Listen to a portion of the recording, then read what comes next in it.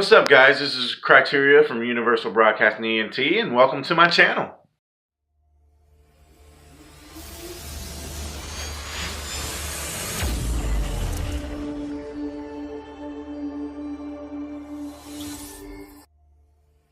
What's up, guys? Welcome back. Today we're going to be reacting to another video. Since we're in the theme of superheroes, I kind of want to go ahead and look at some origins of some of our favorite superheroes. We're going to start with the history of Superman, so let's not waste any more time. Let's get right into it. Everybody has to love Superman. Today's episode of Errant is brought to you by Full Sail University. It's really like the most powerful superhero. Of Superman, and I'm sitting on a stool. Okay, let's do it. Welcome to Errant, where we love comics more than I want Batman, the animated series, to be released on Blu-ray. I'm your host, Eris Quinones. Now, what up, Eris Quinones? Eris, why are you sitting on a stool today? Well, as it turns out, a 25-pound dumbbell and my foot don't mix very well, so it's kind of making it hard for me to stand, so stool. As I said in the title, though, I'm going to be telling you all about Superman from his origin all the way to what he's up to now in DC's New 52. Superman is actually one of the three most known superheroes in the world. Yep. The other two next being to Batman and Wonder Woman. Spider-Man. With Spider-Man. Though, okay, let's I can get see some that. Superman knowledge a-flowing. Let's do it. Now let's start from the very beginning, before superhero comics even existed, let alone DC and Marvel Comics even being around. Superman was created from the brilliant minds of Jerry Siegel and Joe Shuster, who were just high school students at the time. Oh wow, high school students? That's what's thought up of Superman, he wasn't the Superman we love today, like not even close. They first had Superman as a bald telepathic villain bent on world domination. Oh wow, that's interesting. In The Reign of Superman, a short story from science fiction Advance Guard. Wow, that's old, man. Issue 3, which was a fanzine published by Superman was about to be a bald 33. villain? Schuster decided to rewrite the character as a hero and reimagine him completely. They drew inspiration from heroes across myth and history, such as Samson, Hercules, Moses, and other modern heroic figures at the time, like Doc Savage and Buck Rogers. As for Superman's outfit, Shuster and Siegel intended to make the character as colorful and distinctive as they could, drawing inspiration he is pretty colorful by space characters in pulp magazines, as well as that's kind of really cool. That's good information. So yes, what you're thinking is correct. The reason why Superman was designed with his underwear on the outside was because that's what strong men wore at the time. So the design represented strength. It also became the design for almost every superhero thereafter. Like a lot of things that are very successful now, Superman wasn't at first. Siegel tried to sell the concept of the character many times, but publishers like Tip Top Comics rejected it, saying it was too fanciful and not what readers wanted to read. They rejected Superman at first? That's crazy. Man, were they ever wrong. Pretty much the epitome of wrong. Yeah, they lost out on that one. To sell Superman to Detective Comics, later known as DC Comics.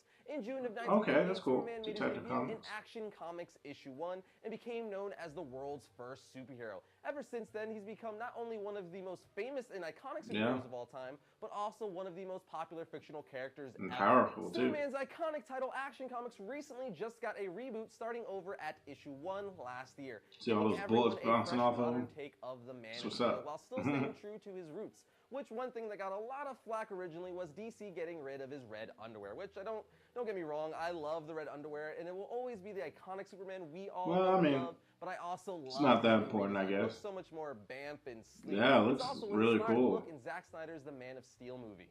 As for Superman's origin, I don't think I have to go through that, or at least get in depth with it. You guys just got his origin in The Man of Steel, which I'm sure most of you have seen already. And the core roots of his origin. That was a good movie, actually. His home planet, Krypton, is going to blow up, so his birth parents from Krypton send him to Earth in a spaceship in order to survive. I actually named my dog kal-el after Superman. Superman is the epitome of a superhero. He's the first superhero in comic books and or American pop culture, and he stands for everything good and right in the world. I mean, I think it's pretty safe to say. Yeah, that's what a lot of people had beef with Superman, Man of Steel, because he actually killed somebody.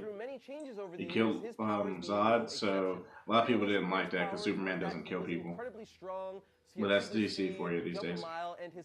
They had Batman killing people too. He wasn't able to fly, he didn't have X-ray vision, he didn't have any other powers. His other powers didn't come along till the 1940s radio show The Adventures of Superman, which played a big part in Superman's other abilities and powers. Superman's powers rely on his cell's ability to absorb and metabolize solar energy from the sun. Stars like the Earth's yellow sun. He can also absorb and get powers from blue sunlight, but he cannot absorb sunlight from a red star. His Kryptonian body is essentially a living solar battery that absorbs solar energies and converts them for fuel for his powers. His cells also store yellow sun energy so he can use his powers under objects, at night, in dark places, or even in space. Superman has also been known to fly into the sun in order to reach his limitless potential. Well, that's cool. Some of you guys may be asking yourself, why doesn't his suit burn off? For the same reason in intense situations where he's caught in explosions or nuclear blast, where you think his cape or costume would be damaged, it isn't. Well, Superman produces an essence of energy or protective aura constantly around him, protecting his costume as it's extremely close to his body, though it's still not impossible to rip or damage his costume. As for the Man of Steel's alter ego, Clark Kent, he works at the Daily Planet, and his parents are Jonathan and Martha Kent, who found him as a boy when he crash-landed on Earth. Another thing people are always asking is, how can people not tell that Clark Kent is Superman just by wearing glasses? Yeah, just by wearing glasses and a hat, maybe. It's explained by Clark Kent not only wearing glasses, but more importantly, changing his posture and mannerisms, as illustrated in the sketch by Frank Quietly from one of the most popular Superman stories of all time. So he kind of He also changes his voice completely using his super muscle control. What's also really cool to note about Superman is the S shield on his chest and cape. Originally, it was just the logo that stood for Superman. Then in Superman the movie, they made it his family crest. And more recently, in Mark Waid's Superman Birthright storyline, he reimagined Superman's early years and made it an ancient Kryptonian symbol that stands for hope, which is actually the explanation they used for a symbol in the Man of Steel movie. Superman also has a plethora of great villains, which is why I never understood why in his movies they primarily always focused on Lex, when he has a bunch of awesome supervillains. I mean, Lex is his main enemy, but Mongol, Doomsday, Bizarro. Yeah, they did Doomsday. Bizarro would have been cool to see. Lobo and Livewire, just naming off a few. But now that I've given you guys a bunch of info on Superman, I would like to see some other villains too, but they do focus on Lex Luthor. To get your Superman fix, and as always, I got you guys covered. You have All-Star Superman, Superman Brainiac, Superman Birthright, Superman Earth 1 Volume. I mean, the show Krypton that's on the CW, they're doing Brainiac, so that's kind of cool. Superman Last Son, I believe Smallville did Brainiac too in some form. It's been a while since I watched it, but I'm pretty sure they did. If you're watching this show, chances are you are into creating your own art, but have you considered enhancing your skills and making a career in 3D animation?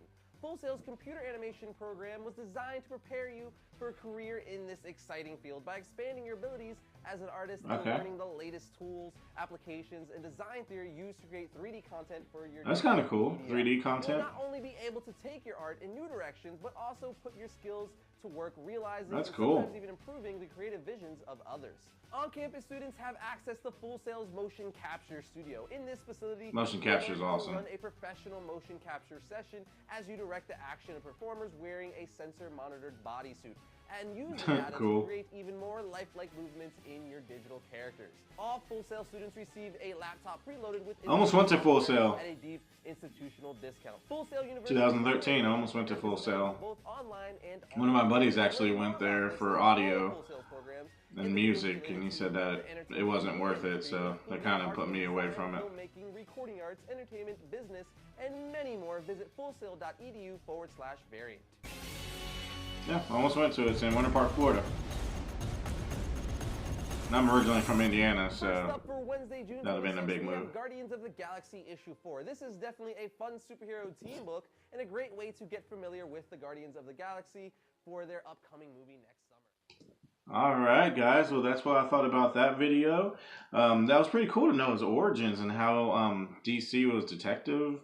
That was pretty cool, man. I don't know if you guys knew that, but that was a pretty cool thing to know. And they almost had Superman as a bald villain with psychic powers. That was pretty interesting too. So if you guys liked the video, please leave a like. Please comment down below so that we can have a discussion regarding the video, or if you have any other suggestions on any other videos you'd like me to do. And also, please subscribe. Become part of the family. We are always open to new people here. And I'll leave the original link down below so you guys can go check out some more videos on their channel. And until next time, let's keep it going.